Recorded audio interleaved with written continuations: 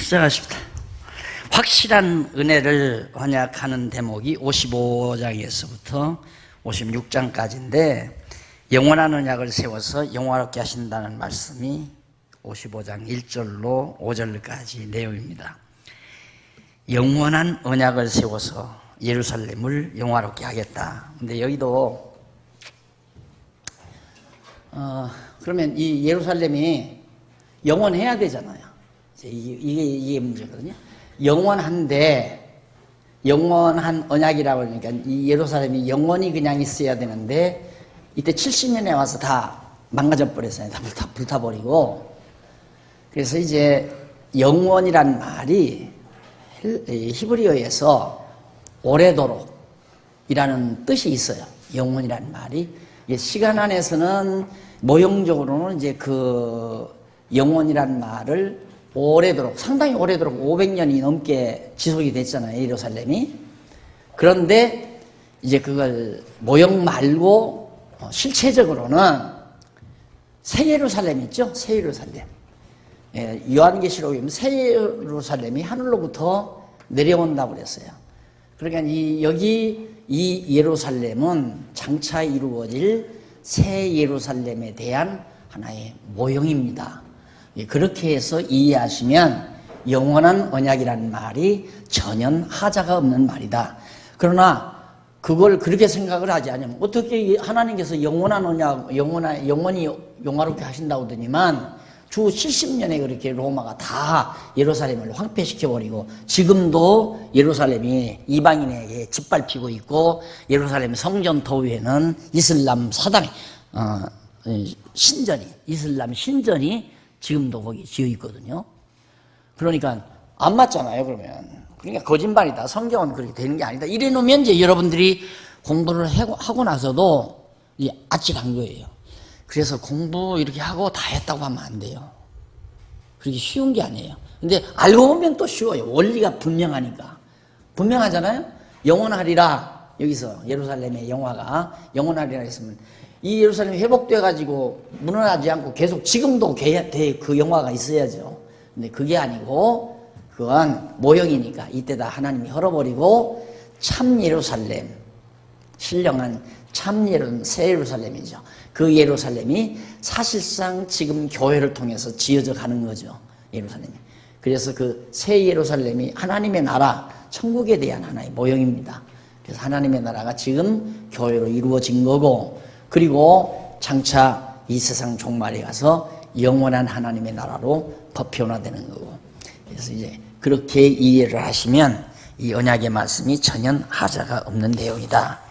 자, 넘어가서 언약대로 회복시켜서 영원한 표징이 되게 하신다고 그렇게 말씀을 하는 내용이 6절로 13절에 나옵니다. 너희는 여호와를 만날 만한 때에 찾으라. 가까이 계실 때에 그를 부르라. 악인은 그 길을 불의한 자는 그 생각을 버리고 여호와께로 돌아오라. 그리하면 그가 긍휼히 여기시리라. 우리 하나님께로 나오라. 그가 널리 용서하시리라. 라는 말씀이 거기 나오죠. 그런데 거기도 보면 그 길을 불의한 자는 그 생각을 버리고 여호와께로 돌아오라. 그리하면 그가 긍휼히 여기시리라 라는 말씀이 나오죠. 그리하면. 그래서 그것도 역시 이제 문제가 있는 대목입니다. 7절에 보면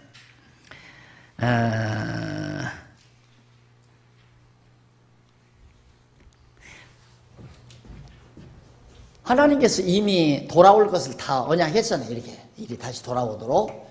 언제 언약했냐면 모세 때 이미 다 언약한 거거든. 모세 때. 이때 다 언약해서 틀림없이 돌아오게 돼 있잖아요. 그런데 너희들이 돌아오면, 그러니까 그 돌아오는 건 백성들이 돌아올지 안 올지 그거 아직 모르잖아요. 백성들이 마음과 뜻이 하나님 앞으로 돌아오면 이렇게 회복해 주고 안 하면 안 해주겠다 그 말이 아니에요. 그러니까 거기도 그리하면이라는 번역이 잘못된 겁니다. 그 내용도. 그래서 거기 그 문제에 대해서 내가 얘기를 했나요? 이쪽 한번 45페이지, 5145페이지 위에서 네 번째 줄 앞부분. 이사야 선지자는 여호와의 언약대로 사로잡힌 백성이 곧 돌아올 때가 되면, 그 말이죠. 내가 앞에서 많이 그리하면 얘기가 나오니까 여기서는 이제 구체적으로 설명 안 하고, 그게 뭐냐면 그럴 때가 되면, 너희들이 하나님께로 돌아올 때가 되면 그 잘못된 생각을 버리고 여호와께로 돌아오는데, 돌아오게 돼 있다 이 말입니다. 오는데 여호와께서 긍휼히 여기시고 용서하시기를 풍성하게 하시기 때문에 돌아온다는 뜻으로. 왜 너희들이 돌아오는가? 하나님께서 은혜 베푸니까 돌아온다 그 말이에요. 그러니까 백성들이 너희들이 하나님께로 돌아오면 내가 너희를 회복시켜 주겠다 그 말이 절대 아닙니다. 이런 것들이 다 함정이에요, 성경에. 그래서 빨리 성경부터 어떻게 바르게, 성경 내용 번역부터 중요한데 뭐 가정법, 제일 문제가 가정법이에요. 그리고 조건문, 이렇게 하면 이렇게 해주겠다. 이게 이제 가정문하고 조건문하고 관련성이 많은데 이 두 가지가 구약 성경에서는 가장 중요한 핵심이고요. 신약에서는 이제 여호와의 이름이 빠진 것이 핵심이고, 이 두 가지만은 하여튼 내 눈 감기 전에 어떻게든지 고쳐보려고 우리 바른말 성경, 지금 이 성경에서 지금 안 고쳤거든요. 그래서 이걸 그 담당 그 책임지고 있는 박사한테 내가 얘기를 했어요.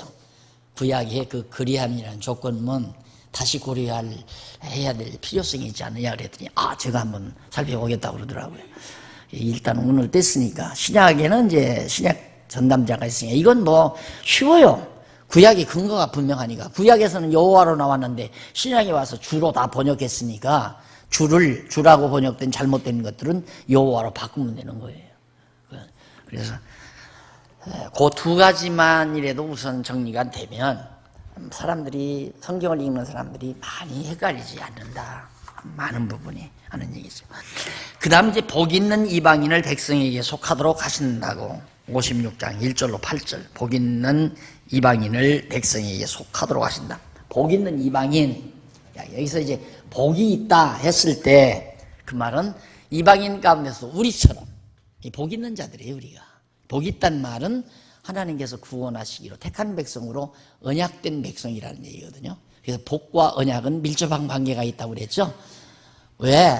하나님이 언약을 할 때 복을 언약했어요. 택한 백성들에게. 아브라함에게 언약할 때도 복 주어, 아담에게도 언약할 때 아담에게 복 주어 생육하고 번성하라, 그 언약을 하신 거죠. 아브라함에게도 복을 베푸시는데 내 자손이 번창하고 땅을 정복하고 그리고 많은 나라들을 이제 다스리게 된다. 이게 이제 아브라함에게 한 언약인데 그게 복이거든요. 이게 언약의 내용은 복이고 복의 방법은 언약입니다. 언약 성취죠. 이게 언약에서 성취하는 내용은 복을 언약에서 성취하고, 물론 불택자들에게는 저주를 언약하고 성취하죠. 택한 백성들에게 언약을 해서 성취하는 것은 복을 언약한 것이고, 그 다음 언약에서 성취하는 것, 내용이 복이고, 그 다음 복을 주시는 방법은 언약에서 성취하는 것으로 복을 주신다. 이렇게 이해하시면, 그래서 복과 언약은 굉장히 밀접한 관계가 있다. 그래서 여기 복 있는 이방인이라는 말은 이미 벌써 구원하시기로 하나님의 택한 백성으로 정해놓으시고 이미 언약해 주신 자, 이게 복 있는 자입니다. 그런 자들에게 바로 속하도록 하신다. 죄를 다 용서함 받도록 그렇게 하시겠다. 그 다음 넘어가서 5151페이지 백성의 평강을 언약합니다. 백성들이 평안히 산다. 물론 예루살렘 자체가 샬롬이란 말이 평강이라는 말이거든요. 샬렘 하면 평강의 도시. 그래서 샬롬, 평강, 샬렘, 예루살렘 이 말은 평강의 도시라는 말이에요. 그래서 평강의 도시에서 평강을 얻도록 언약해 주시는 말씀이 바로 56장 9절로 57장까지 나옵니다. 자, 그러면 큰 대목만 살피고 넘어가십니다. 9절로 12절 52페이지. 짐승들에게 삼킬 악한 지도자들에 대한 책망. 지도자들을 하나님이 정말 아주 잔인하게 저주를 해요. 그냥 짐승들이. 로마인들이 경기장을 지어놓고 가장 잔인한 사형법이 뭐냐면 사형수들을 경기장에다가 이런 경기장에다 딱 모여놓고 이제 사형수를 이렇게 가운데 내놓습니다. 내놓고는 사자, 배고픈 사자들을 저 밑에서 저 밑에서 나오도록 이렇게 합니다. 그럼 문 열어주면 배고픈 사자가 나와가지고 막 사자하고 그 죄수하고 싸우다가 죄수가 잡혀 물리는, 그걸 보고 환호하고 살던 사람들이에요. 그러니까 우리나라는 아직도 아직도 폭력 영화를 젊은 세대들이 아직은 그렇게 서구 사람들보다 덜 좋아합니다. 근데 그게 점점 추세가 높아지거든요. 이 폭력 영화를 막 때려 부수고 막 스릴 있는 거, 이게 이제 망조예요. 결국 로마가 마지막 멸망 직전에 이제 거짓하다가 어떻게 사람들을 흥분시킬 수가 없는 거예요. 사람을 그렇게 흥분 안 시키면 흥분하기 위해서 이제 마약을 하니까 마약을 안 하면 안 되잖아요. 이 사람이 처음에는 이렇습니다. 대개가 살다가 보면 그냥 뭐 결혼해서 살다 보면 그냥 가정생활을 통해서 그런 대로 감정을 다스리며 살죠. 그러다 그게 안 되면 이제 술, 노래, 춤 이렇게 나가요. 이게 주부도 마찬가지예요. 주부도 처음에는 얌전한 주부죠. 처녀로 결혼해가지고 아름답게 부부 생활하면서 감정 다스리고 자녀들을 기르면서 그렇게 살다가 자녀들 다 켜놓고 남편은 사업 바쁘고 이래놓으면 아내가 어디다 감정 풀 데가 없죠. 그러니까 그 다음에 이제 어디 놀러 다니기 시작하고, 그 다음 놀러 다니면서 술 마시기 시작하고 춤추기 시작하고, 그 다음 그걸도 이제 안 되니까 그 다음에는 이제 막 완전히 막 빠지게 되고, 그래서 그것도 또 안 되면 나중에는 마약을 하게 되죠. 마약. 그렇게 나가니까 그걸 방지해주는 방법은 국가가 정책적으로 사람들을 막 흥분시킬 수 있는, 그래서 이제 올림픽 경기 같은 것도 하는 거고, 뭐 축구 경기 같은 것도 하는 거, 막 그 감정을 이제 발산시켜주기 위해서. 그러니까 로마가 다 이제 안 되니까 결국은 그 짓을 해서 백성들의 감정을, 안 그러면 막 도전하니까 감정이 그렇게 폭발하도록 그렇게 안 해주면 자녀들도 그러잖아요. 자녀들도 장가간 안 가는 노총각 자녀들, 또 노처녀 자녀들, 어머니한테 아버지한테 대들잖아요. 못 푸니까. 그러니까 나라 정치도 마찬가지예요. 백성들의 감정을 풀어줘야 돼요. 이 세속 정치라고 하는 건.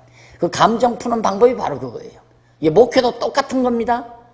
목회도 똑같은 것이 참 그 생활 속에 찌들린 성도들을 뭘로 감정을 풀어주는 거예요. 뭘로? 손뼉 치고 찬송 막 소리 지르게 해서.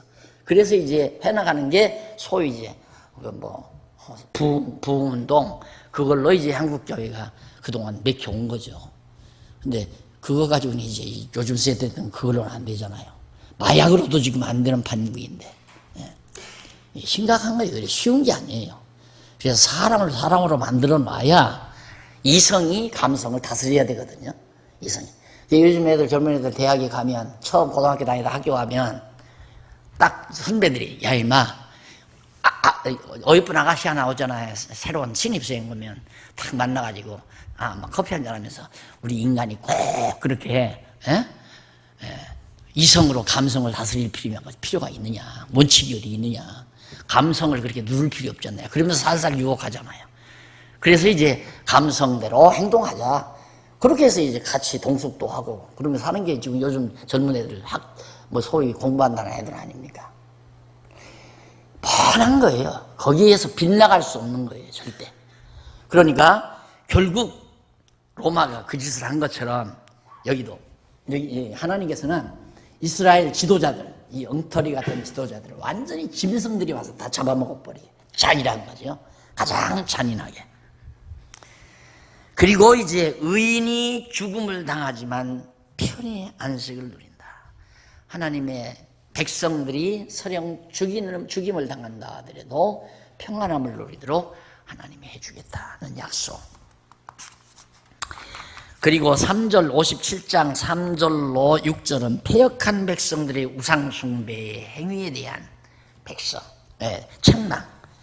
우상숭배 제일 싫어하죠. 7절로 10절 57장 우상과 이방왕을 의지하는 왕에 대한 책망. 언제나 이사야 선지자 때 히스기야 히스기야 왕이 개혁을 단행했죠. 예언을 듣고 북쪽 이스라엘은 우상을 섬기고 아수르를 의지한다. 그러다가 아수르에게 망하지 않느냐. 이제 각 듣고는 히스기야 왕이 개혁을 단행해요. 종교 개혁을. 그래서 우상 다 철폐해버리고 제사가 정식으로 드려지도록 그렇게 하다 보니까 참 잘 됐죠. 됐는데 막판에 가서 히스기야가 정말 병이 들었어요. 병이 들었는데 하나님 앞에 기도하니까 다행스럽게 아들을 므낫세를 주어가지고 므낫세가 왕위를 이뤘는데 이놈은 부전자전이 아니야. 아버지를 닮은 게 아니라 완전히 이놈 또 고약하게 구는 거예요. 우상 섬기고 아수르한테 손벌리게 되고 이제 그 짓을 하고. 하나님께서 그런 왕들, 우상 섬기고 이방 강대한 나라 의지하는 그런 나라들, 그런 백성들 다 하나님께서 다 책망하는 내용입니다. 그 다음 11절로 13절 왕을 책망하면서 여호와 의뢰자가 기업을 얻는다. 우상도 의지하지 말고 강대한 나라도 의지하지 말고 오직 여호와만을 의지하는 자가 기업을 얻는다. 그래서 이사야 선지자가 계속 절대 너희들은 아수르에게도 가서 의지하지 말고 이들의 신도 섬기지 말고 결국 바벨론도 섬기지 말았어야죠. 바벨론. 그런데 결국은 바벨론 사신들이 히스기야 때 문병 왔을 때 다 창고를 열어서 구경시켰잖아요. 막 자랑을 늘어지게 했단 말입니다. 그러니까 그 보고가 바벨론 왕궁에 들어가가지고 항상 침을 삼키고 있었죠. 아수르를 치고 멸하자마자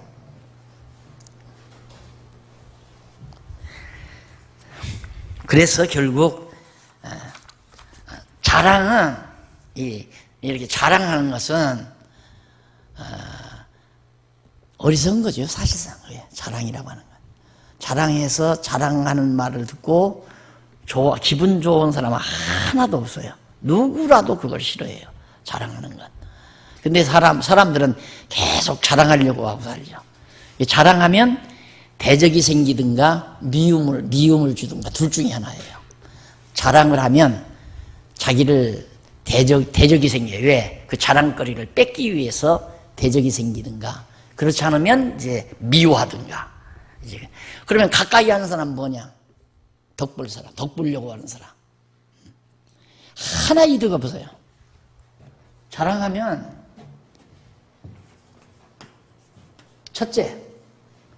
첫째는 미워한다, 싫어한다. 그 다음 두 번째, 시기한다. 이건 대적이 될 가능성이 있어요. 언제 내가 저가 봐줘야지. 그 다음 세 번째는 완전히 덕보려고 하는 사람.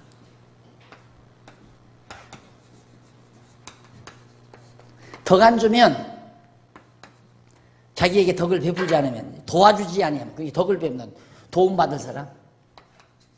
이게 같은 얘기죠. 도움 안 주면 속으로 쌓습니다. 계속 쌓아요. 도움 안 주는 것에 대한 증오를 쌓아요. 그래서 시기를 노려요. 이제 찬스를 노려서 빈틈만 있으면 꽉 치고 들어와 버리는 거죠. 하나 덕볼 거 없는 것이 자랑이죠. 히스기야가 자랑했다가 당한 겁니다. 그 다음 이제 14절로 21절 택한 백성은 평강이 있고 대적은 요동할 것. 하나님만 의지해라. 오직 하나님 백성이 평안을 누린다. 그 다음 58장 넘어갑니다. 65페이지 동그라미 안에 4번 회복시킬 것을 언약하지요. 이거 다 같은 맥락의 내용들이기 때문에 오랜 동안 히스기야가 오랜 동안 활동하면서 예언하다 보니까 과거에 했던 예언 다시 또 하고 다시 또 반복하고 다른 왕이 나타나면 또 반복하고 이래서 이제 반복되는 내용들이 많이 나옵니다. 1절로 5절 죄를 고하라며 잘못된 금식을 질책하는 하나님 앞에 금식한다고 요즘 사람들처럼 금식하는 거예요. 나 금식 며칠 했다. 능력받기 위해서 금식하고. 성경에 능력받기 위해서 금식한다는 말은 전혀 없습니다. 예수님이 40일 금식에서 능력을 받았다. 모세가 40일 동안 금식에서 능력을 받았다. 40일 동안 해서 받은 게 아니라 받으러 가서 40일 동안 아무것도 안 먹은 거예요. 말씀을 받으러 가서. 예수님도 시험 받느라고 40일 동안 못 잡수는 거고. 그런 거지 능력 받아서 막 이긴 게 아니에요. 근데 금식이 무슨 능력 받는 수단인 줄로 알고 그렇게 하는 사람들이 있고, 근데 금식이란 마음을 찢는 거예요. 마음을 찢고 중심이 하나님 앞으로 돌아오는 거. 그런데 그들은 형식을 따지는 거예요. 밥을 몇 끼 굶었느냐, 언제부터 굶었느냐, 금요일 날은 금식한다, 이런 식. 이게 다 형식과 제도에 의해서 자기의 경건한 삶을 미화시키기 위한 하나의 수단으로 하는 사람들이 많죠. 여기 지금 그걸 책망하는 겁니다. 그 다음 기뻐하는 금식 6절로 9절 상반절까지 58장 68페이지 기뻐하는 금식에 대해 증언하면서 회복을 얘기합니다.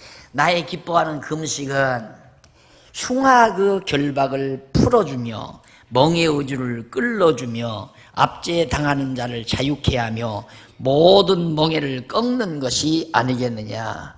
하나님이 기뻐하시는 금식이 뭐냐면 흉악의 결박을 끌어주며 풀어주며, 그 다음 멍에의 줄을 끌어주며 압제당하는 자를 자유케 하며 모든 멍에를 꺾는 것이 아니겠느냐. 결국 하나님께서 정말 하나님 앞에 진정으로 기뻐하는 금식을 하게 되면 이 바벨론에게 완전히 억눌려 있는 이 백성들이 다 거기서 풀려나는 것, 그것이 하나님이 진정으로 원하는 금식이다. 이 금식이란 밥을 굶는 건데, 형식으로는 밥을 굶는 건데 가장 고통스러운 겁니다, 인간에게. 그래서 금식은 그리스도의 고난의 한 상징이에요. 예수 그리스도께서 십자가에 못 박혀 죽으시는 상징. 그래서 그런 말을 했죠. 안식일에 이제 밀밭 사이를 거니시다가 제자들이 미사를 꺾어 먹었잖아요. 그러니까 바리새인들이 트집을 잡았단 말입니다. 왜 요한의 제자들은, 다른 제자들은 금식을 하는데 당신의 제자들은 안식일에 이렇게 밀밭 사이를 걸어다니면서 먹지 않으면 미사를 먹습니까? 이러고 하니까 예수님께서 이제 안식일에 대해서도 얘기를 했습니다. 그리고 또 왜 금식을 안 합니까? 라고 설명하니까, 왜 그렇게 물으니까 신랑과 함께 있을 동안에는 금식할 필요가 없다. 그러나 신랑이 떠날 날이 올 테니까 그러면 그때는 금식하리라. 그 말은 신랑이 떠날 날이란 예수님이 십자가에 못 박혀 죽으실 날에는 제자들이 굉장히 괴로워할 것이다, 이 말이에요. 그게 이제 금식이에요. 제자들이 언제 예수님 십자가에 못 박혀 죽었을 때 금식했다는 말 하거든요. 괴로워한 거죠. 다 도망치고 고통을 당하고 또 순환을 당하고, 제자들이 가서 말할 수 없는 핍박을 당하고, 이런 것들이 다 금식이 한 실제 내용들입니다. 구약에서의 모든 금식이란 말은 형식으로는 모형적으로는 바꾸는 일이지만 진정한 의미에서는 죄 때문에 고난을 당하는, 고통을 당하는, 마음을 괴로워하는, 그렇게 해서 마음을 진정으로 하나님 앞에서 찢고 괴로워해야 하나님이 이렇게 다 사로잡힌 데서 풀러주고 자유함을 누리게 해주는 거다. 그것이 하나님이 기뻐하는 금식이다, 그런 얘기예요. 그런데 이걸 갖다가 금식하면 하나님이 죄의 질병에서 놓아주고, 금식하면 무슨 죄를 용서해주고, 이렇게 해서 금식기도원이 그래서 한몫 본 거 아니에요. 금식 와서 금식만 하면 하나님이 죄의 포로에서 놓여준다, 병 낫는다, 이 말이에요. 그게 단식요법이라는 겁니다. 그게 그냥 하나의 치료요법 가운데 단식요법이 있어요. 밥을 굶으면 나아요. 그건 인간이 개발한 게 아니라 짐승도 알아요. 개 같은 짐승도 뭘 먹고 거북하면 안 먹어요, 아야. 밥을 줘도, 주인이 밥을 줘도 저만큼 앉아서 깜박깜박 먹고는 싶은데 속이 거북하니까 안 먹고 참아요. 쳐다는 보죠. 한동안 안 먹어요. 안 먹으면 저절로 하는 거예요. 그게 짐승들도 하는 단식요법이야. 그걸 그래 기도원이라고 세워놓고 그 어리석고 미련한 백성들을 갖다가 갈취하는. 근데 그 사람들은 그렇게 갈취한다고, 내가 볼 때 그건 갈취하는 거고, 그 사람들은 그렇게 믿어요. 진짜 믿어요. 왜? 모르니까. 모르는 무속인이 되는 거예요. 모르는 무속인이. 집에서 굶지. 원래 그러잖아요. 병원에서도 진찰 받으려면 밥 굶고 오시라고 하기도 하고, 당분간 좀 음식 조심하십시오. 이러기도 하고, 다. 자, 그 다음 이제 넘어가서 58장 9절 하반절로부터 12절을 보면 예루살렘과 유다의 땅과 성읍들에 대한 회복, 예루살렘도 회복하고 모든 땅도 회복하고 성읍들도 이 다음 망했다가 회복된다. 13절로 14절 백성이 안식일을 잘 지키고 즐거워하며 산다고. 이제 회복이 되면 그때는 이제 다시 여호와의 명하신 말씀대로 계명과 율리에 따라서 이제 살아가는 거죠. 그렇게 살아야 잊어버리지 않으니까. 그러니까 어제도 얘기를 하는데 유대인들은 다른 거 없대요. 막 성인식이라는 게 이제 아이가 크면 할례식 있지, 할례. 할례에 난 지 8일 만에 할례 받는 의식이 굉장히 중요하답니다. 그 사람들. 왜? 그게 이제 아브라함에게 명하신 말씀이고, 이제 그 전통을 그렇게 하니까 그들은 여호와 하나님을 안 잊어버리는 거예요, 유대인들은. 그런데 그들이 지금 어리석은 것 중에 하나가 오신 메시아로 모르는 거, 그 하나가 문제예요, 유대인들은. 그걸 이때야 가서야 한다니까, 이 바보 멍충이들이. 우리보다 훨씬 멍청한 사람들이에요, 이 사람들이. 그런 거 보면. 예수를 메시아로 안 믿는 거예요. 그것만 달라요. 그러고는 철저하죠. 그 할례의식에 굉장하답니다. 할례의식이. 또 하나는 뭐 성인식이라든가 뭐 있다는데, 그 구약에도 있잖아요. 그런 거 있는데, 그때 이제 아주 의식을 대단하게 치루고요. 그리고 우리 성경은 많이 읽고, 뭐 자기들 나름대로 가르치고 그런 건데, 유대교가 이제 바로 그런 거란 말입니다. 그게 하나의 그들의 문화죠. 생활 문화인데, 그 문화를 통해서 그들은 자기들의 신, 여호와 하나님을 잊어버리지 않고 사는 거죠. 그러다 보니까 결국에는 때가 되니까 그들이 이제 예수를 메시아로 깨달아 알고 믿게 되기도 하지만은 아직은 그들이 모르고 있는 겁니다. 그 이유는 바울의 말을 듣자면 우리 이방인을 구원하기 위해서 잠시 유대인의 구원을 보류해 놓은 것이다. 이렇게 멈춰 놓은 거다 이 말이에요. 그래서 우리 이방인의 수가 다 차면, 이방인이 구원 얻을 수자가 차면 그 다음 다시 유대인이 구원 얻는 날, 구원이 시작된다 라고 바울이 얘기하죠. 자, 그 다음 이제 넘어가서 59장부터 66장까지입니다. 59장부터 66장인데 유다의 구원과 위로, 어려운 얘기 아니죠. 유다를 포로에서 구원해서 위로해 주겠다, 그런 내용인데, 그 내용 가운데 59장에서 62장 전반부죠. 앞부분 전반부에서는 시온의 구원에 대해서 언약을 예언하는 거고요. 그 다음 63장에서부터 후반부 66장 마지막 끝까지는 유다 백성의 위로.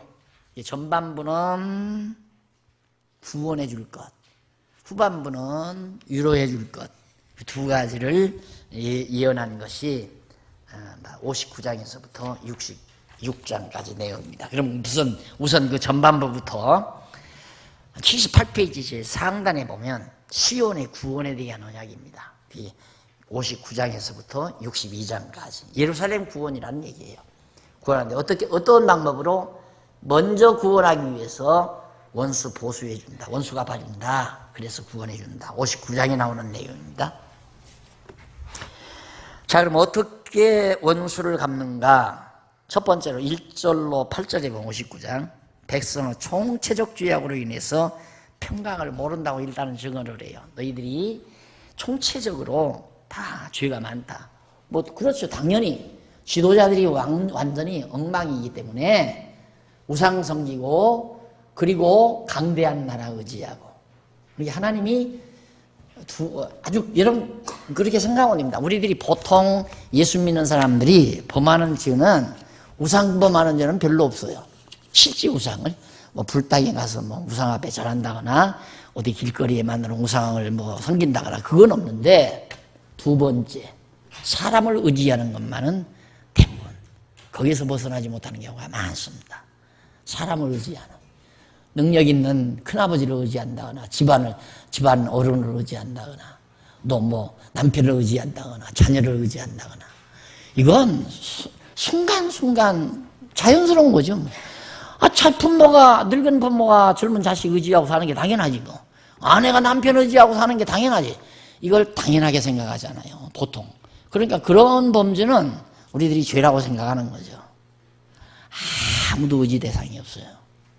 의지하면 안 돼요. 누구도.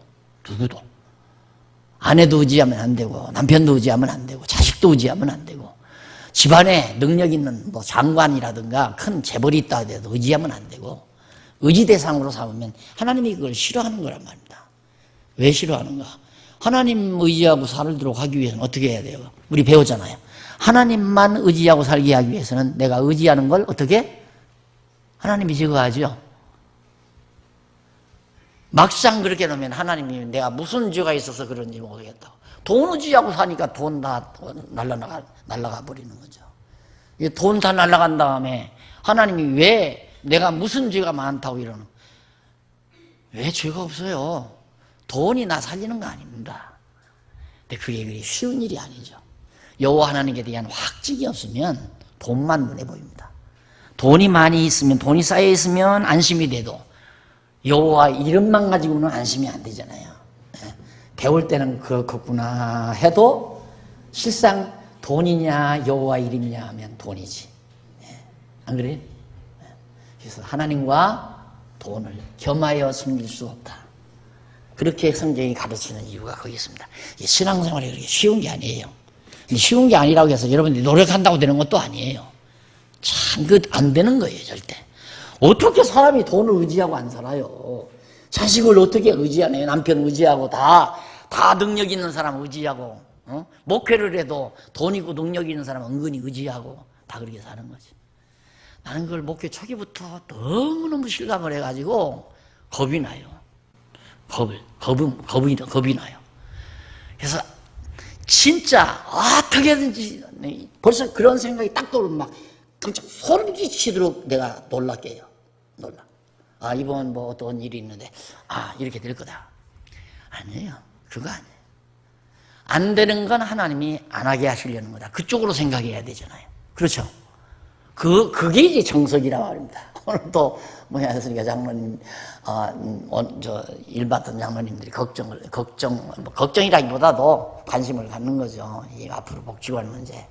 근데 제 마음은 여전히 여전합니다. 안 되면 하나님이 안 되게 하시는 거죠. 등기는 떨어졌대요, 이제. 내 할 일은 끝났어요. 내 이름으로 교회 땅이 내 이름으로 있다는 게 항상 그게 부담스러웠는데, 이걸 어떻게 하면 넘기나 하고, 일단은 넘어갔다는데, 복지관 안 하면 땅을 또 뺏어가나 싶기도 하고, 그 뺏어갈 수는 없을 거야. 한번 등기가 났으니까.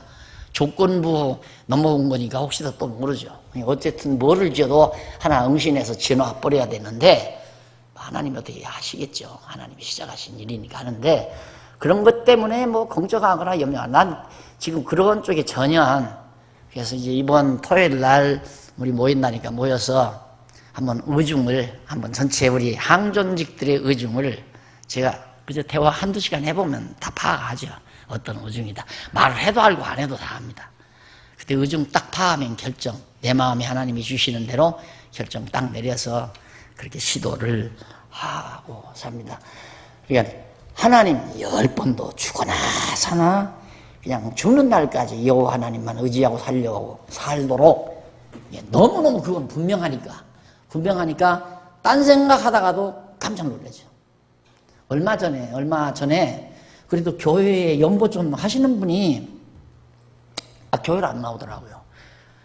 근데 내가 턱 생각이 아이고 예산에 지장이 있겠다 싶은 생각이 딱 들었는데 내가 그 생각하고 나서 박 목사 너 참 치졸한 놈이다. 내가 얼마나 마음으로 울었는지 모릅니다. 그 생각을 이것도 뭐 말로 한 게 아니라 생각을 푹 했어요. 정말 깨끗이 지워야죠. 깨끗이. 하나님의 애가서요. 다 모든 만사. 그것이 말씀이 주는 힘입니다. 말씀이 주는 힘. 근데 그게 아니고 안 그러면 이제 막 그냥 쫓아다녀야 되고 막 전화등 불러야 되고 막 찾아가야 되고 아주 혀를 거버려야 되고 막 비비사정을 해야 되고 무릎 꿇고 빌어야 되고 목사들이 무릎 꿇고 빈다대요. 우리 교회 노예 산하에도 그런 목사님 돼요. 교회 큰 재정 맡아가지고 일하다가 안 나온다니까 가서 무릎 꿇고 빌었대요. 에이! 그래가지고 무슨 놈이 목회한다고. 안 하면 말지, 안 되면 마는 거예요. 이게 하나님 여호와 의지하는 생각입니다. 여러분 안 되는 걸 왜 자꾸 하려고 그래요? 안 되는 거 하려니까 괴로운 거예요. 되는 것만 하세요. 집안에서도 집안일도 되는 것만 열심히 하세요. 안 되는 거 욕심 따라 자꾸 하려고 하지 말고. 그러다 보니까 안 되는 거 하려다 보니까 큰아버지한테 가서 돈 빌려올까, 작은아버지한테 가서 돈 빌려올까, 형님한테 가서 빌려올까, 누구 의지해서 어떻게 해볼까, 이런 생각 자꾸 하게 되죠. 자, 넘어가서 59장 9절로 15절 상반절까지, 거기는 죄악으로 인하여 나타나는 여러 가지 결과들, 죄악으로 나타나는 여러 가지 결과가 많지요. 그 결과가 어디에 나오느냐면 거의 13절로 15절 상반절 보면 13절로 15절 한번 보십시다. 13절부터 13절에 보면 우리가 여호와를 배반하고 인정치 아니하며 우리 하나님을 좇는 데서 돌이켜 포악과 패역을 말하며 거짓말을 마음에 잉태하며 바라니 공평이 뒤로 물리침이 되고, 이게 결과예요. 공평이 뒤로 물리침이 되고 의가 멀리 섰으며 성실이 거리에 엎드러지고 정직이 드러나지 못하는도다. 성실이 없어짐으로 악을 떠나는 자가 탈취를 당하는도다. 결국 정의 사회가, 아름다운 사회가 되지를 못하고 혼란스러운 사회가 되어버리고 만다. 그 다음 백성을 위해 보수하시고 구속자를 세우실 것을 약속하시죠. 백성을 하나님이 원수들을 다 갚아준 다음에 구속자를, 시온에다가 백성들을 구원할 자를 세워놓는다. 넘어갑시다. 그 다음 두 번째는 회복해서 풍성하게 한다고 약속을 합니다. 60장에서부터 61장까지 회복해서 풍성케 한다. 아무런 죄 없는 욥도 하나님께서 한 번 시련을 시키더니만 배나도 풍성하게 만들잖아요. 근데 그걸 우리가 그 기간을 못 참는 거죠. 그 기간을 참는 건, 인내는 확신에서 옵니다. 확신.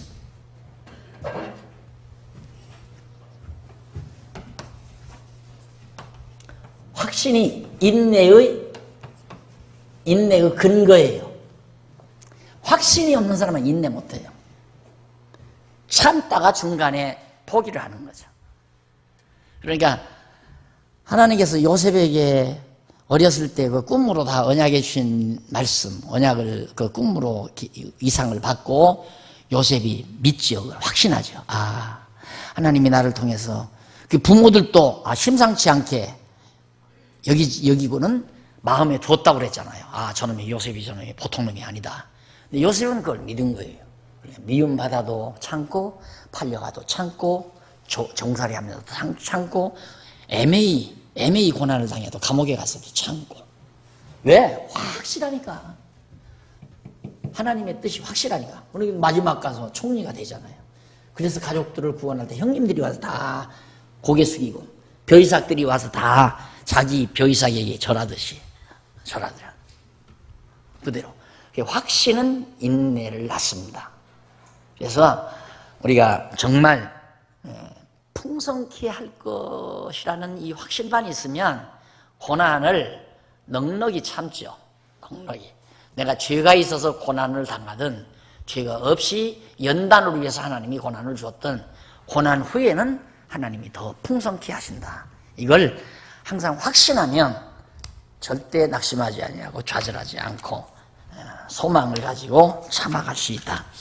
60장 10절로부터 14절, 시온을 회복해서 열방으로 섬기게 한다.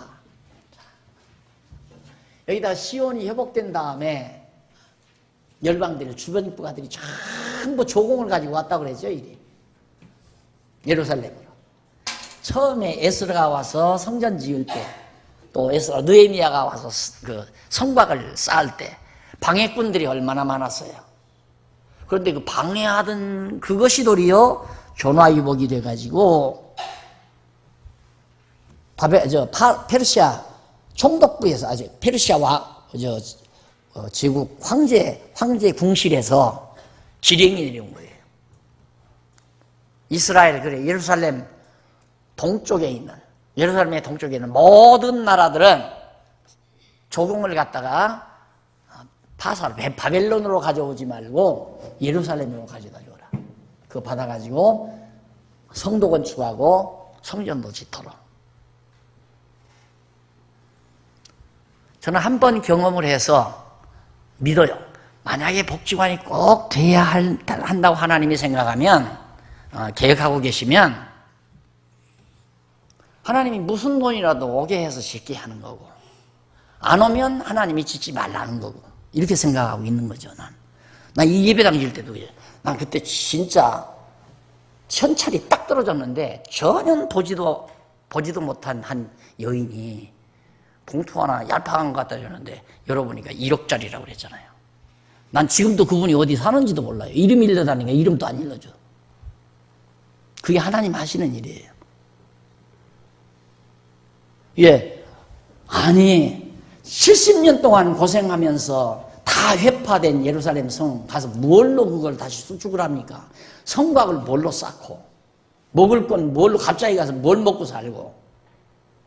그런데 세상에 이 바벨론, 바사 제국의 황궁실에서 과거에 그 고레스 왕 때에 이렇게 일기책을 떠들어본 거예요. 떠들어보니까 유다 백성들은 가서 성전 짓고 그렇게 하라. 청령이 내려졌단 말이에요. 선배 황제가 청령을 내렸으니까, 야! 당장 그대로 실천해라. 그래가지고 요단 동편이라면, 이스라엘 동쪽에 있는 지역이라면 거의 다 해요.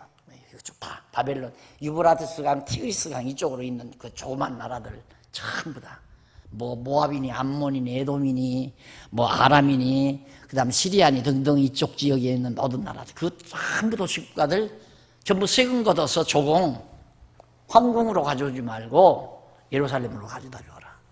그래가지고 그런 돈이 밀려와가지고 거뜬하게 다 했잖아요. 하나님 하시는 일은 하나님이 하신다는 거 알게 하시는 거죠. 이게 모든 일이 다 그래요. 어떤 일이든 그 일 하라고 우리들을, 그 일하고 잘 먹고 잘 살아라 우리 하게 하는 거 아니거든요. 그 일을 함으로, 야, 진짜 하나님이 하시는구나, 이걸 깨닫고 여호와 하나님 배우기 위해서 그러는 거죠. 그것이 우리의 모든 생활의 목표여야 된단 말입니다. 내가 가정생활을 잘해서 어느 가정보다도 탁신하게 잘 먹고 잘 살아야 되겠다, 그게 아니고, 우리 가정을 통해서, 가정생활을 통해서 하나님은 나로 하여금 하나님 여호와의 능력을 깨달아 알고 경외케 하시려는 하나님의 교육 방법이다, 이렇게 생각하고 사셔야 한단 말입니다. 그러니까 가정에서 하나님이 해주시면 하고, 안 해주시면 안 하고, 안 될 것 같은 것도 되게 하시고, 될 것 같은 것도 안 되게 하시고. 당연하잖아요. 안 될 것 같게 했다가 되게 해야 하나님이 하시는 거지. 다 준비됐어요. 마음으로 전부 다 준비됐어요. 이렇게 됩니다. 된다. 그래서 했다. 그럼 됐으면 누구 계획이 좋아서 됐으면? 내 계획대로 잘 된 거 아니에요. 내가 잘했어. 여러분, 나는 이 복지관 이게 허가가 이렇게 어려운 줄은 몰랐어요. 3년 넘게 걸렸어요. 3년 넘겨. 그냥 하도 복지관 뭐 정부에서 장려한다고 그래서 하기만 하면 되겠지. 그래가지고 겁도 없이 그냥, 조금 뭐 교인들이 땅 잘하니까, 그래서 사서, 이건 복지관으로 해서 시설하면 이렇게 쓰겠다. 단순한 그것뿐이에요. 그런데 그렇게 안 되는 거. 그렇게 대단한 사람들도 하려다가 안 되는 걸. 우리만 됐잖아요, 우리만. 6군데가 들어왔는데 다 캔슬되고 우리 것만 됐대요. 한 번도 담배값도 안 줬죠. 그거 주나 하고 날들어 뭐 책임자가 좀 한번 나오셨으면 좋겠습니다. 그렇습니다. 근데 그런 데 가기 죽어도 싫어하거든요. 왜? 내가 못나서 그래요. 못나서. 뻔하지요. 오라는 건 다 와서 밥이라도 사고 먹으래도 봉투라도 하나 달라는 얘기인데 내가 그러고 다니기는 그렇고 안 나타나요. 되면 되고 하나님 치면 되고 안 돼갔으면 말고 이거죠. 됐잖아요. 돈 하나도 없어요 지금. 하나님이 될 것 같으면 되게 해요. 두고 보십시오. 아, 박 목사 뭐 배경 있나 보다. 아니, 전혀 없어요. 저는 배경은 이분이 하는 분뿐이야, 이분. 그래서 하기 싫으면 하지 말아라 이 말이에요. 교회도 하기 싫으면 하지 말라는 이유가 이 배경 하나 가지고 그러는 거지 다른 배짱이 있어서 그러는 게 아니에요. 여러분이 안 해서 안 되면 나도 안 하면 되는 거고 하나님이 여러분들에게 하고 싶어서 하면 같이 하면 되는 거고 그거예요. 예, 하나님이 여호와께서 해야 할 일 같으면 하게 하실 것이고 하지 말아야 될 일 같으면 막으실 거고 막는 것도 좋고 하는 것도 좋고 하면 해서 좋고 막으면 막아서 좋고 왜 모두가 다 하나님 뜻대로 되는 거니까 하나님 뜻을 내가 정해놓고 그대로 돼야 된다는 건 말이 안 되는 거죠. 내가 무슨 신동이도 아니고 이렇게 하는 것이 하나님의 뜻이다 이건 돼야 된다 이건 아니다 말입니다. 하나님이 우리에게 소원을 줘서 시작하게 했으니까 이 소원이 정말 이루어진다면 하나님이 주신 소원이고 그렇지 않고 아니면 내 육신의 욕망에서 온 소원이고 가끔 이제 이렇게 생각을 하죠. 아, 나도 늙어서 외로울까 봐서 이걸 커버하기 위해서 내가 이런 계획을 하지 않았나 이런 생각도 어떤 때는 자성을 해요. 만약에 이게 안 될 경우는 혹시 나를 위주로 해서 이 계획을 짜지 않았을까 이걸 내가 내 스스로 굉장히 예리하게 이제 분석을 해보죠. 근데 솔직히 지금 이게 생각해보면 난 안 되는 게 더욱 좋겠어요. 안 되는 것이. 솔직한 얘기로. 그 이유는 나중에 얘기할게요. 나 개인을 생각한다면 안 됐으면 좋겠어요. 네. 그 이유는 간단해요. 어려운 거 아니에요. 그렇게 쉬운 게 아닙니다. 내가 노인 어른들 모시고 같이 생활한다는 게 쉬운 일이 아니에요. 그런데 그걸 해보려고 했다고 하는 것은 그래서 하나님이 주신 마음이다라고 생각을 했는데 혹시 하나님이 나를 불쌍히 여겨서 고생하지 말아라 할 것도 안 되게 할 거고 그러면 이제 고생을 좀 해야죠. 근데 고생 무서워서 안 하진 않습니다. 그것도 또 즐거운 일 아니에요? 같이 복음을 위해서 살던 분들과 함께 좀 힘들어도 같이 눈 맞추면서 같이 담소하고 같이 기뻐하고 그러면서 하나님 부르심을 듣는다는 건 아름다운 일이다. 이렇게 생각은 변함은 없습니다. 그 변함은. 그 다음에 10절로 14절 시온을 회복해 열방으로 섬기게 한다는 내용이 소개되면서 15절로 22절은 60장 96페이지 22절 예루살렘이 풍요롭고 영광스럽게 회복한다. 아주 풍요롭고 영광스럽게 그렇게 하나님이 회복해 주신다. 비리비리하게 하는 게 아니라. 그 다음에 61장 넘어갑니다. 61장 1절로 4절 여호와의 신이 임한 까닭과 그 결과 여호와의 신이 왜 임했는가 임한 이유는 1절로 3절 넘어가서 5200페이지 1절로 3절 이사야 선지자가 여호와의 신이 고레스 자신에게 임한 까닭에 대해서 고레스의 말을 예언하는 내용입니다. 1절로 3절 한번 읽어보십시다. 주 여호와의 신이 내게 임하였으니 내게란 말은 고레스를 말하는 거예요. 이는 여호와께서 내게 기름을 부으사 가난한 자에게 아름다운 소식을 전하게 하려 하심이라. 이 마태복음 지금 강론하면서 나오는 얘기지만 고레스가 가난한 자는 누구냐면 70년 동안 포로 생활한 유다 백성들이란 말입니다. 가난하고 눌리고 힘들어하는 백성들. 이들에게 고레스가 완전히 복음을 전한 거죠. 너희들은 돌아가서 너희의 신의 신전을 짓고 예루살렘 성전을 짓고 너희들의 신에게 제사하라. 얼마나 반가운 소식입니까? 이게 복음이에요. 이것이 바로 장차 그리스도가 오셔서 정말 눌리고 억압당하고 힘들어하는 가난한 많은 영혼들에게 하나님 나라의 즐거운 소식을 전파할 것에 대한 한 모형이에요. 예표고 그대로 실체적으로 예수님이 오셔서 가난한 자들에게 복음을 전거했다. 근데 이 가난하다고 하는 것을 옛날에는 자꾸 밥 못 먹고 굶주린 사람에게만 우리는 가난하면 거기에만 치중하잖아요. 근데 성경에서 이 가난하다고 하는 말은 종합적이에요. 정신적으로, 육체적으로 모든 면에서 강한 세력에게, 강대한 나라들에게 억압당하고 우리나라가 외정치하에서 억압당하는 것처럼. 그러니까 진짜 일본 사람들이 와서 땅 다 뺏고 우리 그 예배당도 전부 뺏어버리고 일본 사람들이 뺏어서 자기들 예배당을 갖다가 자기들 사무실 만들더라고요. 면사무소로 서로 예배당 건물을. 그래서 할 수 없이 우리가 사택에 살았는데 그 사택 마루에서 예배를 드렸죠.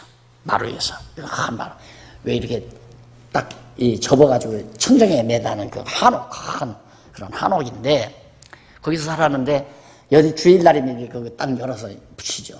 붙이면 이제 마루가 이렇게 길어요. 마당을 향해서. 그럼 저쪽에다가 이렇게 탁자 하나, 조그만 탁자 하나 이렇게 놓고 한 30명, 40명 교인들이 와요. 오는데 일본 사람들이 그냥 오게 하는 게 아니라 곡괭이, 삽 다 가지고. 왜? 방공호. 전쟁하려니까 호파게 하느라고. 와야 죽도록 설교는 누구 것은 아버지가 시골 아저씨가 그때는 뭐 목사 모실 수가 없으니까 아버지가 설교할 수밖에 없죠. 그냥 성경 읽고 하는 그거 듣고 찬송 부르고 기도하고 싶어서 오는 거예요. 그럼 그거 끝나고 나면 막 딱 일본 형사가 있다가 다 채가지고 와서 끌고 와서 전부 방공호 파괴하고 노동시키고 그래도 나와요. 그런 걸 보고 제가 자랐잖아요. 그런 걸 보고. 그게 엄청난 신앙 교육이었어요. 내가 지금 가만히 생각해 보면. 그래 결국 그런 상황 속에 결국은 해방이 되면서 이승만 박사가 미국에서 이제 기독교 신앙 가지고 와서 초대 대통령 되자마자 그래서 모든 그때 당시는 진짜 이거 우리나라 해방은 이건 하나님이 해주셨다. 그래서 하나님이 보아서 우리나라 만세 그 말이거든요. 나중에 이걸 하느님이라고. 그때는 또 옛날에는 구식으로 하느님이라고 그랬어요. 하느님. 우리 성경도 다 옛날 구역 성경 하느님 이렇게 보내요. 하느님. 근데 지금 개혁 성경으로 하나님이 보호하사 똑같은 말이에요. 이게. 그게 거의 다 예수 다 믿었죠. 교회 다 나오고. 가난하고 눌리고 헐벗고 억압당하고 가난한 자들에게 그 복음이 들려온 것이다. 그러려고 하나님께서 바로 이 고레스를 감동시켰다 하는 얘기입니다. 회복하신 결과와 까닭에 대한 여호와의 언약 요 부분부터 다음 시간 우리 다음 요 부분부터 하도록 하고 오늘 강의 여기 마무리하십시다. 기도하십시다. 살아계신 하나님 아버지, 하나님 여호와임을 알고 살아갈 수 있는 행복을 주신 하나님의 사랑을 감사합니다. 여호와 하나님을 알지 못했다면 우리가 얼마나 초라하고 치졸하고 정말 의지할 대상이 못 되는 것들을 의지하고 살 수밖에 없는 처절한 저희들이 될 수밖에 없었을 것인데 이렇게 깨닫게 하시고 확신을 허락해 주소서. 하나님 앞에서 든든하고 당당하게 그렇게 살아갈 수 있도록 은혜 주신 걸 감사합니다. 사랑하는 젊은 종들 하나님께서 힘 주시고 믿음 주시고 지혜를 주셔서 말씀으로 크게 무장하여 세상을 이기고 죄악을 이기고 자신을 이기면서 살아가는 승리자들이 되게 해 주시옵소서. 예수님 이름으로 기도드립니다. 아멘.